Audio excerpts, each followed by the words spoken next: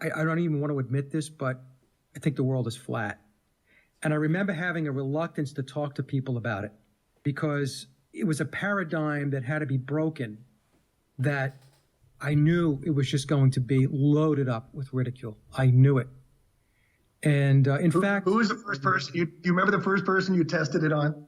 Well, there was one person in my family that initially that we had a discussion over it, and they entertained it a little bit in the beginning, and then quickly after that, they wanted no part of it. And so that caused a lot of friction, unfortunately. But so that was the first person that I had a discussion with. But the first person that I had a real discussion about that was open was my partner, Rebecca.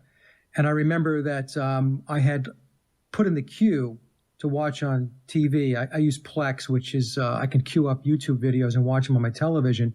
And I said, hey, I've got some videos that I think you might be interested in. And she goes, oh, what are they about? So I said, well, it's about the flat earth. And she just stopped. I'll never forget this, Jamie. She looked at me and she said, Mike, now you've gone too far. So, right. But she did it in a nice way. She had been supportive all the way before that, right? She's been totally supportive of your work. Yeah, she was very supportive, but the look on her face was very perplexed. I remember that. But look, to her credit, she said, okay, let's watch them. And so we did. And when we did that and afterwards, we started queuing up more and more flat earth material. And now she's completely on board. So it was one of those things where she had an open mind. She was like, okay, look, all right, this doesn't make sense to me. This cuts across the grain. This is not what we were taught. It seems ridiculous, but you know what?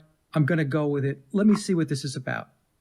And like I said, I have to full credit to her, to Rebecca, for doing that, because there's so many people that won't do it.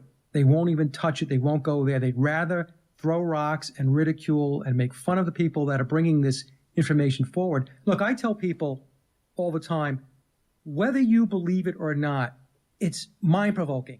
It's going to get the critical thinking going, or it should, if you're not completely asleep.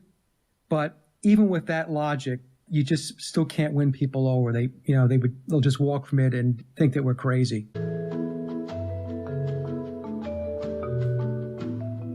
A group of scientists placed 5 monkeys in a cage and in the middle a ladder with bananas on top. Every time a monkey went up the ladder, the scientists soaked the rest of the monkeys with cold water. After a while, every time a monkey went up the ladder, the others beat up the one on the ladder. After some time, no monkey dared go up the ladder, regardless of the temptation. Scientists then decided to substitute one of the monkeys. The first thing this new monkey did was go up the ladder. Immediately, the other monkeys beat him up. After several beatings, the new member learned not to climb the ladder, even though he never knew why. A second monkey was substituted, and the same occurred. The first monkey participated on the beating for the second monkey.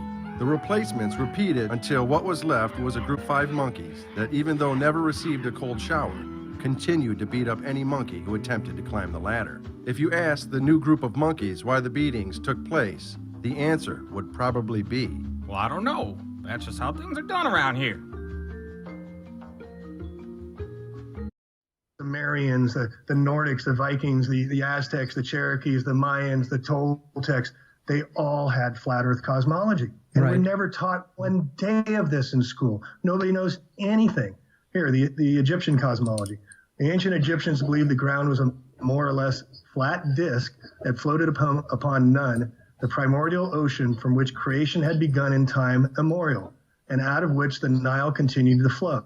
The sky was a solid, dome-shaped thing and was often said to be the belly of a goddess, typically Nut or Hathor, whose body arched over the earth with her feet on one horizon and her hands on the other. Her midsection was held aloft in the air by God Shu. Sounds pretty cool, huh? Yeah, and you know something? This is ubiquitous, Jamie, across the ancient texts and ancient, going back to the ancients.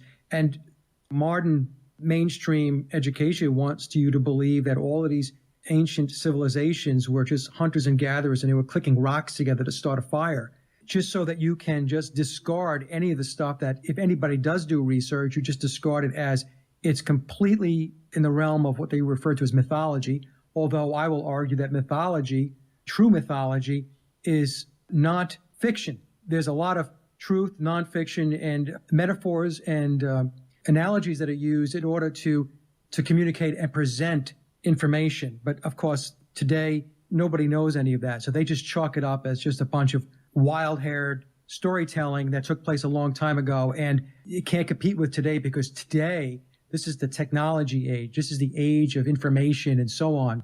So it's very interesting that you're on that point because the more we go Mike, back... let me just break you right there and just ask you one question, which will destroy the thing you just said completely.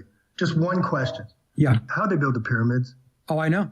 That's it. So if you go into this mythology, didn't exist, didn't happen.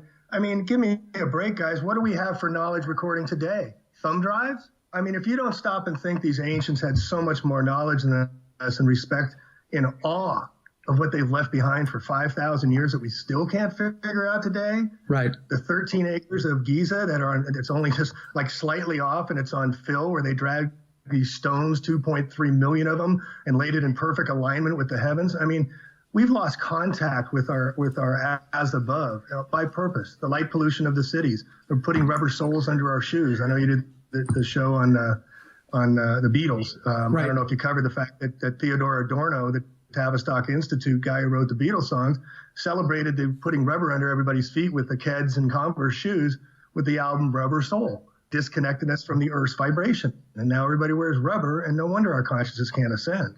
But the ancients knew, and they knew of here's ancient Vedics. I mean, the oldest language we have. Herto, son of Neph, born of an egg, descended upon in the highest heaven. He was a most gracious Lord, and in deference to smote against the rocks of heaven. So when the egg was broken, one half the shell ascended, the other half became the foundation of the world. I mean, it's in our cosmology. Here's Nordic. They're held in the branches and roots of the world tree. You get Darasil, which is the tree of knowledge and wisdom. They all had the central roots of the tree, and it went across the pond all the way to the Toltecs, the Tibetans. That they believed in a geocentric cosmology, a mandala-like world system of concentric ocean and mountain ranges surrounded by an axis, Mount Meru.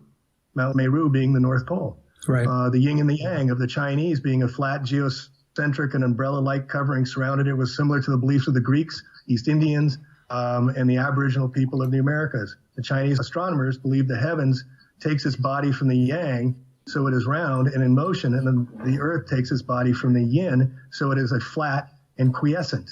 The brilliant astronomers of China held this unchanging belief until the Jesuit astronomer missionaries came to China in the 17th century.